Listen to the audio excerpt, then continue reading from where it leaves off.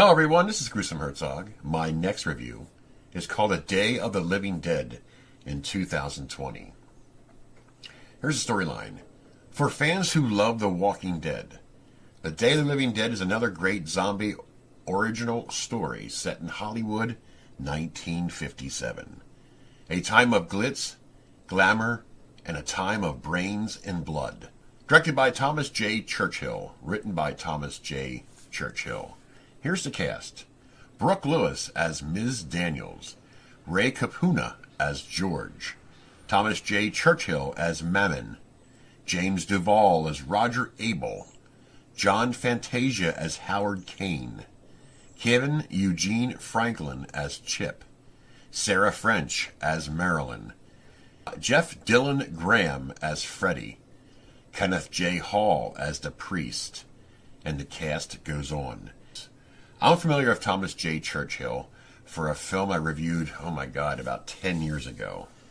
And that was called The Emerging Past, which had also starred Stephen Jeffries, which Stephen Jeffries is also in this film for a brief time. Remember him from the Fright Night films. So here we go. Now, I've been reading some comments on IMDb. Of course, you can't really go by IMDb because a lot of it's bullshit reviews anyways. What I find fascinating about this film is not your typical zombies roaming the earth and causing havoc. This is more of a story set in 1957. The most unique thing about this film is it's black and white. And then when it comes to blood and all, it goes right to color. I thought that was pretty amazing, pretty neat how they pulled that off in this film. Now, mind you, this is not your typical zombie film, all right? There is some zombies, but the main story basically is about Hollywood, 1957, about a company that Mammon, by Thomas J. Churchill, picked 13 people out in his company, and some weird shit happened. And then it turns out that he's suing, trying to get the money from the insurance company, which that's where Ray Capuna, George, comes in the picture of investigating of what happened and if this is a fraudulent insurance claim and so forth. So during his journeys, he goes through ins and outs, ups and downs, and finally he finds the source, but it's a little too late. I'm not going to say too much. I don't want to ruin this film. Again, I've been reading some stuff about this film. There's always somebody who has a stick stuck up their ass, saying that he shouldn't use his title because it really wasn't a zombie apocalypse movie and fucking blah, blah, blah. I see your point, but that doesn't mean that he can't use the title. Now, again, I like this film because I've seen so many freaking zombie films. After a while, it gets kind of old.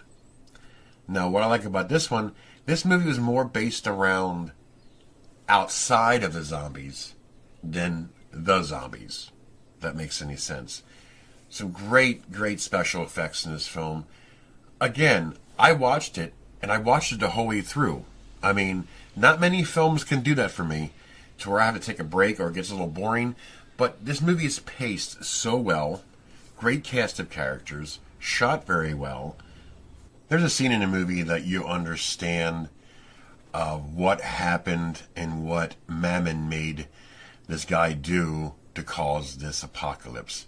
But once again, it's not so much about the zombies. It's about the story that caused them to be zombies. I'm sorry. No, I'm not going to be sorry. I really like this film. It's a big twist on zombie films. So that being said, don't read these nasty write-ups on IMDb because they're pointless. Check it out yourself. The Day of the Living Dead. Yes, I'm pretty sure about 55% of people won't like this film, but the real filmmakers, or the real film lovers will understand exactly what he was trying to do. Fucking brilliance. This is Gruesome Herzog. I give this film a 8 out of 10. I enjoyed it.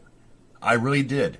It's a different style of a zombie film set in 1957, black and white. It's just fucking utter brilliance. That being said, this is Gruesome Herzog, and I'm out of here.